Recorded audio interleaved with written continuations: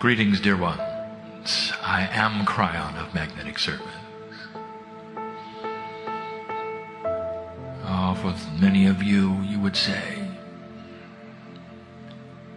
sounds like the voice you've been hearing all day of my partner.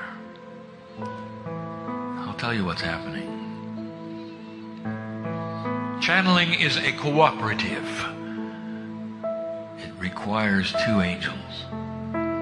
At least 2. The one that is in the body of the human being, and the one that you think is on the other side of the veil, whatever that means to you. Is there proof that this could be real? There is. But the proof is elusive. For it only occurs within each of you, in whatever proportion you need to know it is so. Let the love of God flow into you today, so that when you raise from the place you sit, you'll say, this is real. You can't fake what I felt today, you'll say.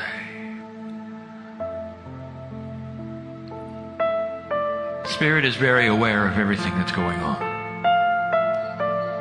Everything. We are not apart from you even for a moment.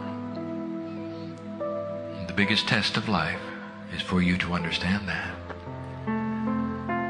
The biggest aha and realization that any of you could have is when you push open that door and find that we've been there all along. You find brothers and sisters and friends, a relationship that you somehow knew was there, that you feel so comfortable with, but that you'll go out of your way to deny all your life until it really comes to a point where you can't anymore. I suppose that is the Kryon message, and always has been.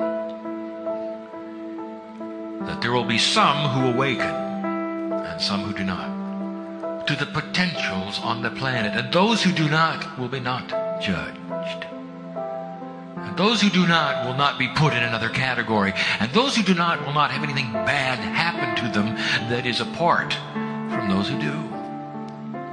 For that would be unfair, it would be judgmental.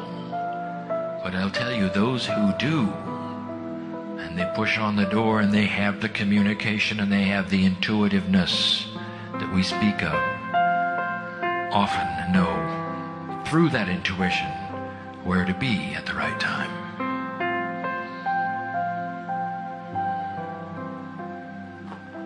So welcome to this, a time for some of you which is pleasure, for others of you which is learning. We are very aware of what goes on here today. We know why you're here.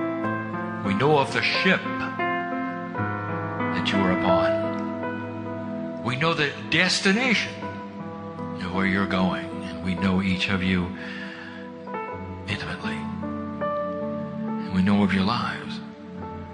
We know of the difficulties, the challenges. We know the secrets. And there is no judgment of any. There are those who say, if this is truly what's happening, I'm just a little uncomfortable. You're always around me. What if I want some privacy? Impossible. Because privacy is not anything that is known in the universe by creatures like you. You are angelic, divine. You're always a group. There are always those around you. You are never alone. And you've heard that before, haven't you? Just a little teaching today, some little reminders that we should get to. After we tell you that this is a sweet place, we're aware of the music. We're aware of the captain, even if he is not aware of us. Listen to me. Dear human being, you're not what you seem. Do you understand why you're here. Maybe it's so that you could take a few days off and really listen to the voice inside you. Oh, not the one coming from my partner, and not even the one coming from the other side of the veil that you call Kryon. But a cosmic connection where all of the truth on earth resides in every cell of your body, should you ask for it. Masters each you are. That's what we teach. And some of you know that I'm right. There are those who sit in this place who have healed themselves, who otherwise might have passed on. Did you know that? Did you know that there are 3 of you here that may not have been here if you had not had the free choice to change your contracts? Did you know that? Then you know who you are.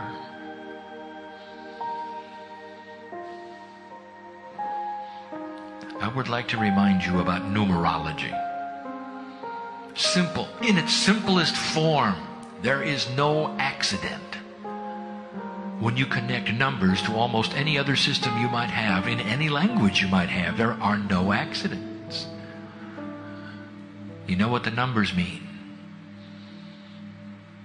And because your culture is the way it is, it's different from place to place. But let us talk about the one you're in, the one you know, and the language that you speak. Simple. There are many human beings who've actually changed their own name because they did not like the numerology of the one that was given to them. And that numerology is often done in the simplest form that anyone could understand. You assign a number in the alphabet to the letter. A would be 1, Z 26.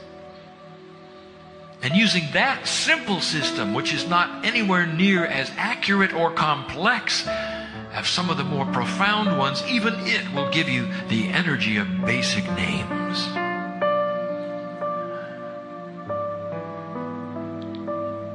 And so when you start it, you find out that Kryon is 11. But we told you that a long time ago. 1989 is when I gave my partner all this information. 1993 when it was published, and those who would read it said, "Oh, that's interesting, he's an 11. Let me remind you something. In 1987, you had the harmonic convergence, which was then celebrated in 1992 and somehow became the 1111. Each time you see the 1111 or speak the 1111, it speaks of the shift. 11 is the shift. How many of you see 1111 on the clock? And if you do, it's not scary information shift. You think it's an accident, perhaps. You ever think of that?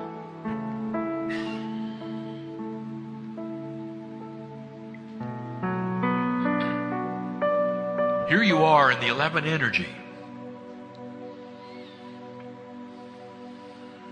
Let me give you a lineage of storms.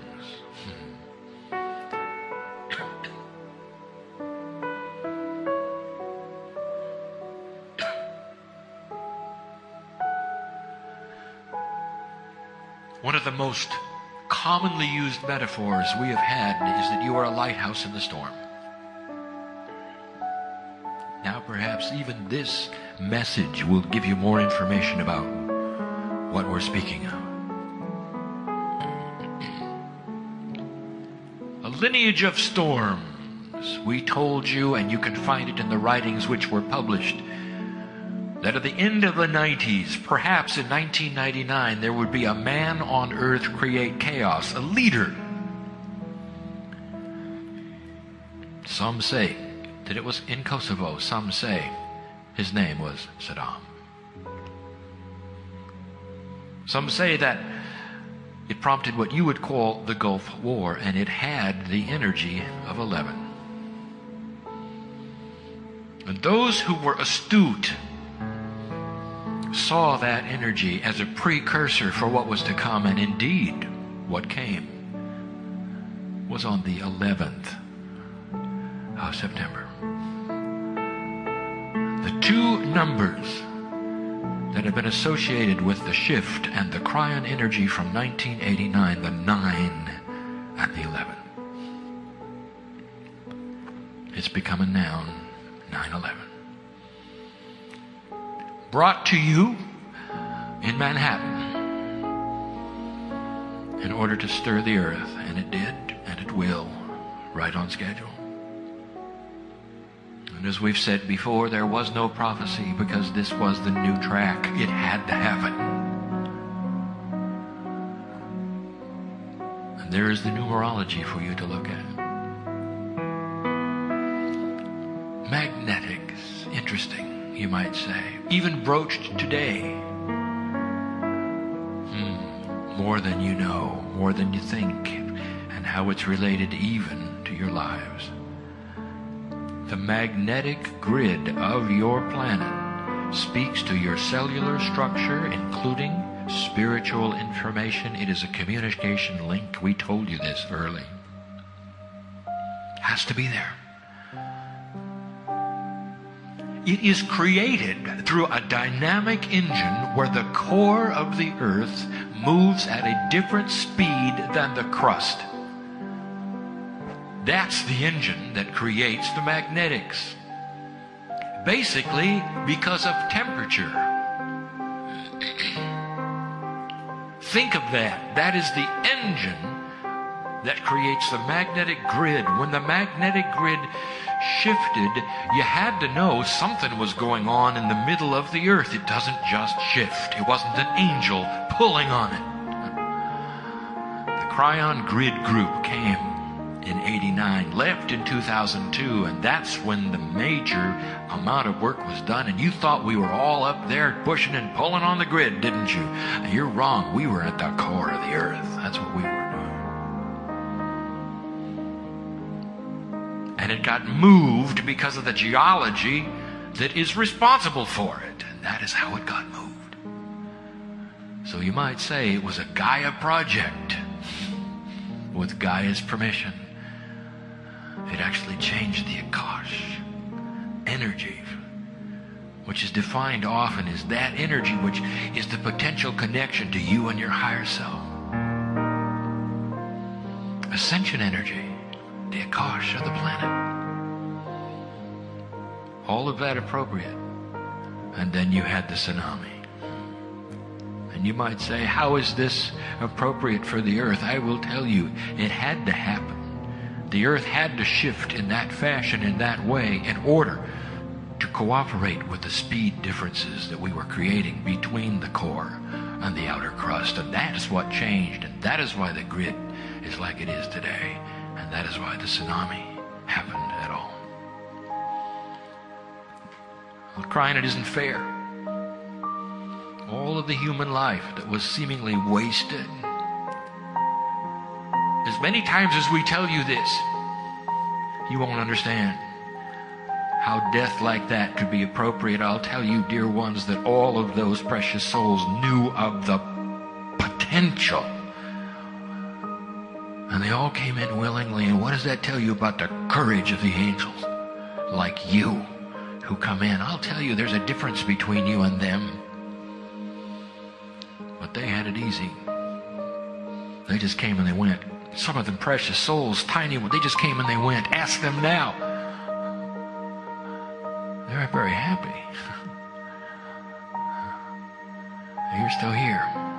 I'll tell you who made the hard decisions. It were the ones who laid into the wind of birth and said, we're going into the Armageddon energy and we're going to change it. We're going to be lighthouses and we're going to live in a land where we don't have to suffer, and we're going to live in a land where we have an abundance, because then we're not in survival mode and we'll be able to turn our attentions to be a light for this planet, and we're going to send light here and there and make a big difference. And I'm sitting in front of them, and these are the courageous ones.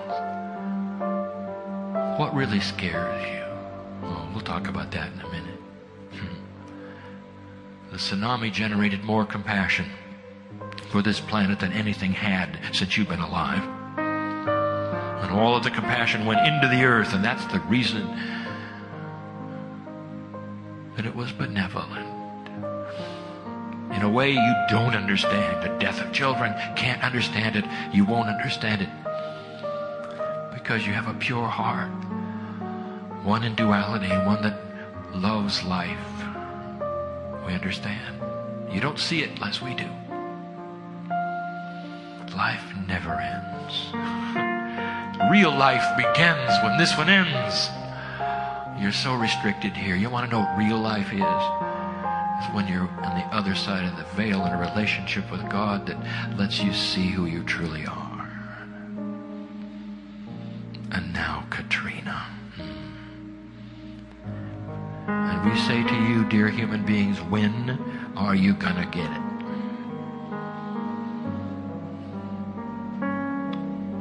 We started telling you about the earth shifts. You got to see them coming. You saw the warming of the oceans. You should have known.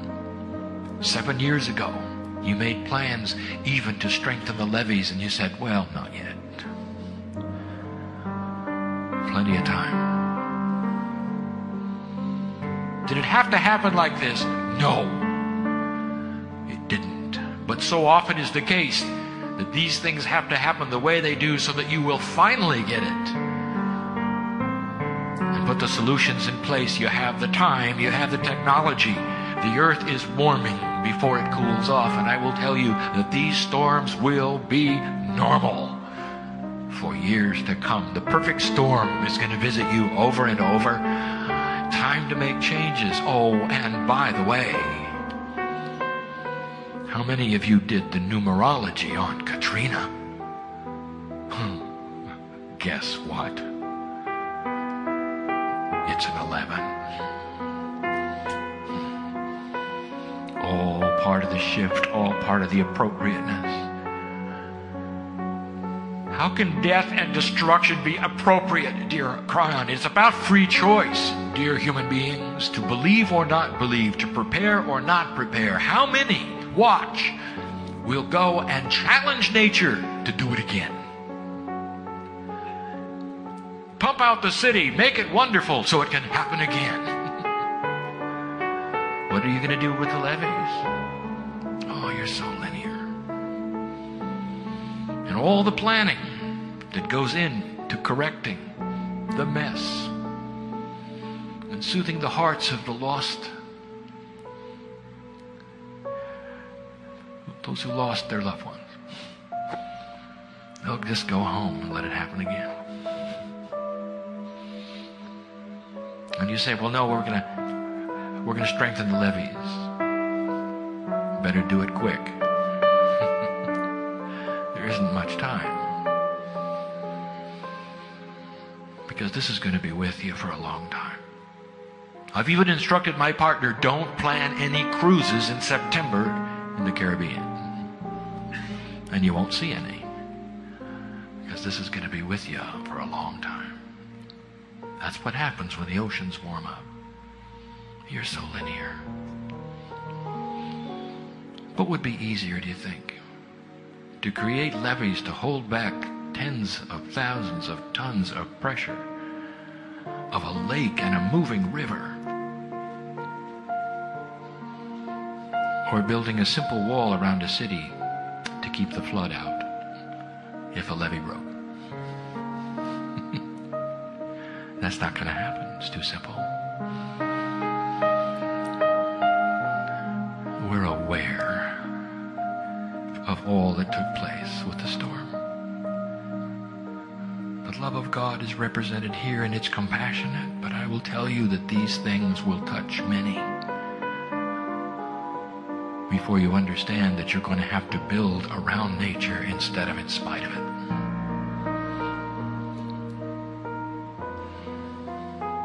Then there are those who say, well, let's talk about a real storm. What is the greatest storm you can think of? It would be a spiritual storm. They would say, some people, The biggest storm was in creation. We've heard about the angels and the devils and the fight from heaven and hell and how earth was created. That must have been quite a battle. Let me tell you, there was no battle. There was no storm. You are here under the auspices of the love of God. And when you return home, that's what's there. Some have said, well, no, it's the struggle of life on the planet. There's the good and the evil and all of these things. Are the angels and the devils here. They're after your soul and they're pushing and they're pulling and you got the duality and it's hard to walk from one place to another and know what to do. Well, that's no storm there either. Human being, the most glorious master on the planet, was a human. The best, most divine things on the planet have come right out of human cellular structure, and the most evil, decadent things you can imagine, the blackest of the black, the most awful, also belong to the human being. It's you with you. That's a storm? Not really. That's just human nature. You live with that all the time. No, there's something bigger.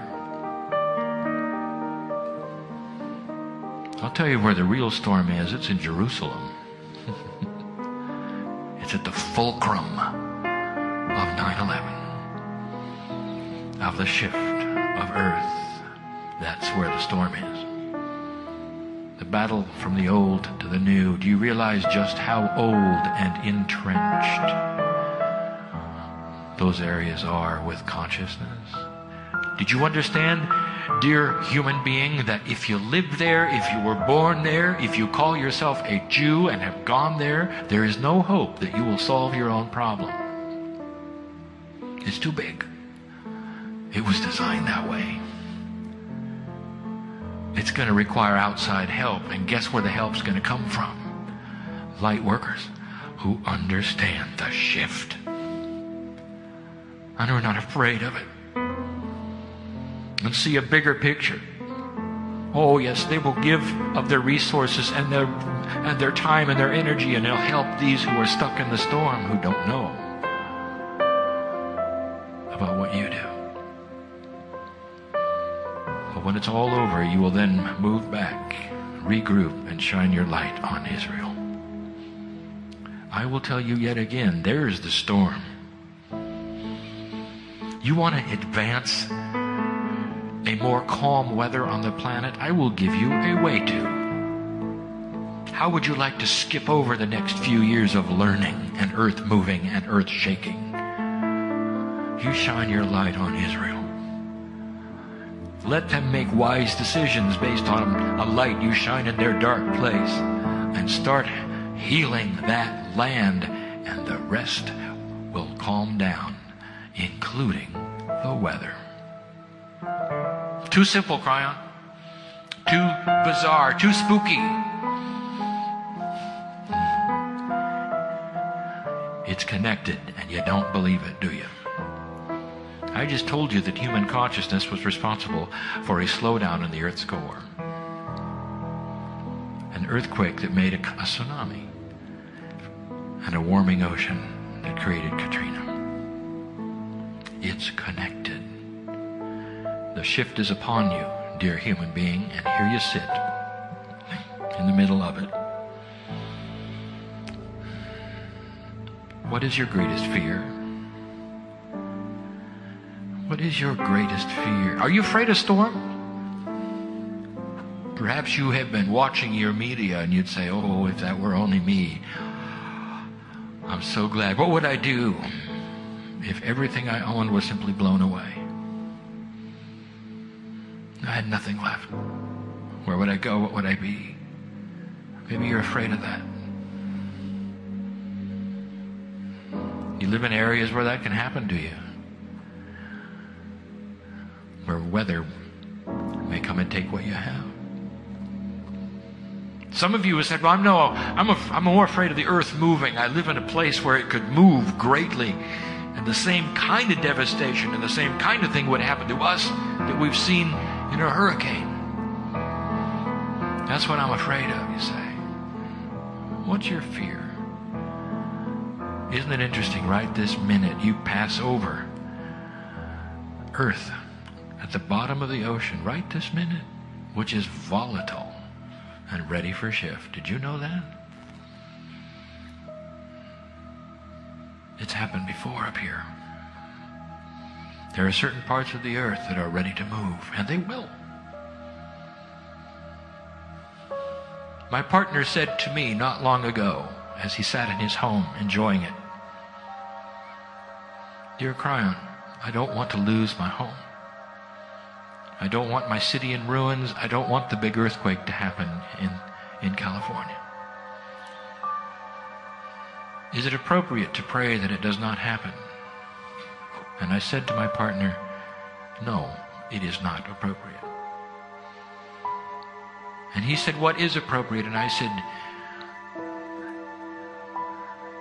"To hold your space as a lighthouse so that when the earth moves, because there are enough of you here, including you, it won't move near to the degree it would have otherwise."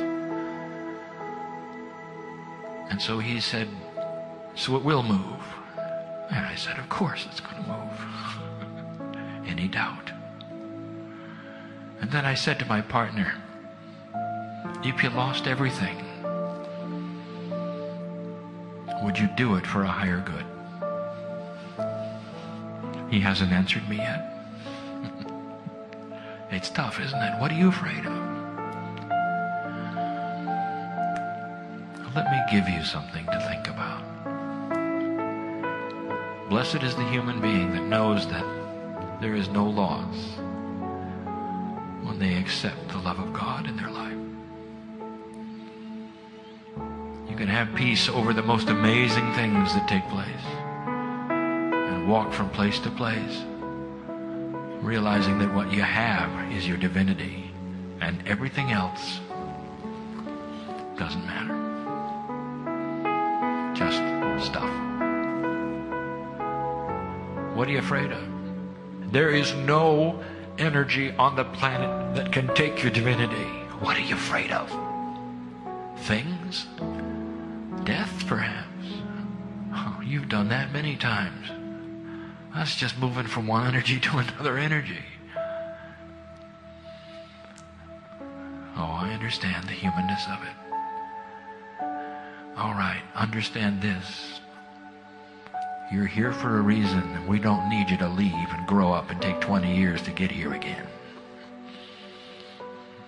We need you to stay here now, dear human beings, and shine your light so completely that if and when such a thing should ever happen where you are, that your light will be so strong that it will be less severe where you stand. And in the future years, maybe some of you will be put in a place where you'll say, "This is what Kryon was talking about." You're connected to everyone in this room. Did you know that? And they'll know you. They'll remember this cruise. They'll remember these words this day, and they'll think about you. And you'll be instantly connected to everyone here. That's the way it works. You are in the middle of the shift. If you want to send any kind of light anywhere, you will send it to those in charge who are supposed to have the wisdom of planning. For them to understand there is no way they can thwart this nature. It is changing. It is shifting. This is not a renegade storm. This is the new paradigm. And we told you it was coming, and here it is. There'll be another one. And even another one. Maybe it's time to cooperate with the earth's energy and say, how can we build differently? How can we do things that make more sense than trying to hold back nature? Why don't we somehow do something that actually cooperates with it but keeps us in safety? Those are the plans you should be looking at, and they're there, and they're smart, and they're wise, and no one has thought of them yet. Because they're new paradigm thinking for protection. When When you start doing these kinds of things, then you won't have the catastrophe that you had. There are certain kinds of building that you can do that will sustain themselves during these kinds of winds. No one has ever yet thought of building an aerodynamic home, have they? Every home that you see made of matchsticks and built to have the roof pop off. How interesting. You get a few of those being built on the coast, and when you see that they don't blow away, it'll be a new kind of funny-looking house. Watch for this. Should you choose to accept the wisdom of it. Think of it, an aerodynamic home. The more the wind blows, the harder it blows, the more it's pushed down into the earth instead of lifted up. All the technology is there.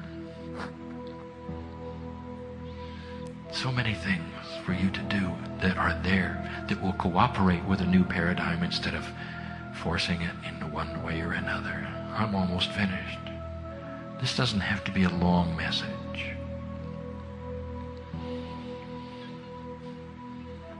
Kryon, what is the greatest paradigm you would like us to accept and understand and realize that will get us from A to B faster and change the weather? And I'll say to you, funny you should ask. Angels, what are you afraid of? You afraid of somebody's going to rip the love of God out of your heart? It can't happen. It cannot happen. You are completely 100% protected in that aspect. You're never alone. Accept the new paradigm that you are more than you seem. You have days to look at nature, to sit alone perhaps and ponder the ocean as it wanders by. And I want to tell you, maybe this is the time in your own consciousness where you might ask the question, is it true or not true? Could it be that I am bigger than I seem? Could it be that I'm eternal? Could it be? And if I am, what does that mean I'm here for? And I'll tell you the big question. Can you open the door and let us in or not? Some of you are so new at this. Welcome to an energy that was always destined to be upon you should you ask for it. It's an energy that suits you so well. Oh, light worker. Different consciousness, each one. Different ideas of how things work, each one. But each one connected to the other so strongly that when I tell you that the love of God is in this place, you'll know I am telling the truth. We even have the potential of a healing before this cruise is over. Someone who will leave differently than you came. What about that one? Light worker. The Kryon message is always the same. It always will be. Maybe there'll come a day when you claim the mastery inside and you've taken over the planet and created the New Jerusalem, and I can just walk away and wait for you to come home. And if that ever happened that way, I would be rejoicing every day that you had come and created exactly the potential that we see. The potential we see is peace on earth. You may live long enough to see it or not. It doesn't matter. While you're here, you're shining a light that no other creature can do. You see, it's the one who is awakened that knows the story. It's the one who's awakened who knows how to send the light. And that's why we love you the way we do. That's why you're here. I was with you when you leaned into the wind of birth. We talked about the potential, and here it is. And here it is.